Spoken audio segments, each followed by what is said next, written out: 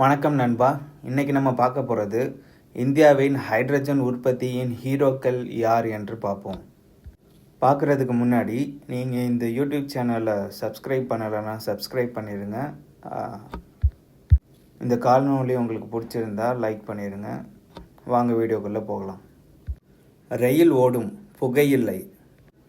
ரயிலின் கழிவாக நீர்த்துளி மாதிரி மஞ்சள் மேகம் மட்டும்தான், எந்த ஒரு புகை மூட்டமும் இல்லை. இது ஒன்று சினிமா இல்லை, ஹைட்ரஜன் ரயிலின் ரியல் ஸ்டோரி. அந்த ரயிலுக்கு எரிபொருள் யார் தயாரிக்கிறாங்க, எப்படி தயாரிக்கிறாங்க, அவற்றை பற்றி இப்போ பார்ப்போம். இந்தியாவின் பெரிய திட்டம் national green hydrogen mission, NGHM என்று சொல்வார்கள்.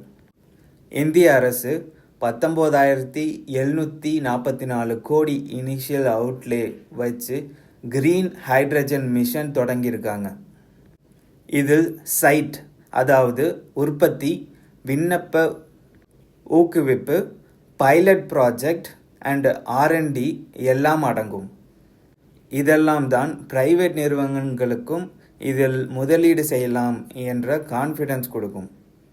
ஹைட்ரஜன் ஃபார் ஹெரிட்டேஜ் என்ற பெயரில் ரயில்வே 35 ஹைட்ரஜன் ரயில்களை எடுத்திருக்காங்க. அதற்கான மொத்த மதிப்பீடு 2,800 கோடி.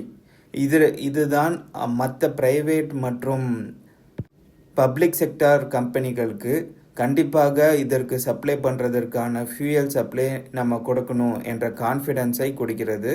அதுவுமே கேரண்டியாகவே இதற்காக நம்ம சப்ளை பண்ண வேண்டும் என்ற கான்ஃபிடென்ஸையும் தருகிறது. அடுத்து, இந்தியாவின் முக்கிய ஹைட்ரஜன் பிளேயர்ஸ் யார், அவங்க என்ன செய்கிறாங்கன்னு பார்ப்போம். இதில் முதலாவது கம்பெனியாக நம்ம பார்க்க போகிறது இந்தியன் ஆயில் கார்ப்பரேஷன் லிமிடெட் எனக்கூடிய இந்திய பங்கு சந்தையில் லிஸ்ட் ஆகி இருக்கும் கம்பெனி. பானிபட் ரிஃபைனரியில் இந்தியாவின் மிகப்பெரிய கிரீன் H2 திட்டம் ஃபைனலைஸ் ஆகிருக்கு. 2027க்கு ஃபாசில் டிரைவ்டு H2Oக்கு பதிலாக கிரீன் H2O யூஸ் பண்ண போகிறாங்க. இந்த பிளான்ட்டை L&T எனர்ஜி கிரீன் டெக் 25 வருஷ BOO முறையில் நிறுவ போகுது.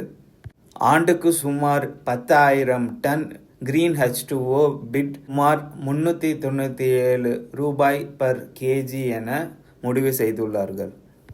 அடுத்து வரக்கூடிய NTPC, ரிலையன்ஸ், அதானி, கெயில், BPCL மற்ற பிரைவேட் பிளேயர்ஸை பற்றி அடுத்த காணொளியில் பார்ப்போம். இந்த காணொளி உங்களுக்கு பிடிச்சிருந்தா சப்ஸ்கிரைப் பண்ணிடுங்க, வீடியோவுக்கு லைக் கொடுத்துருங்க. வணக்கம், நன்றி.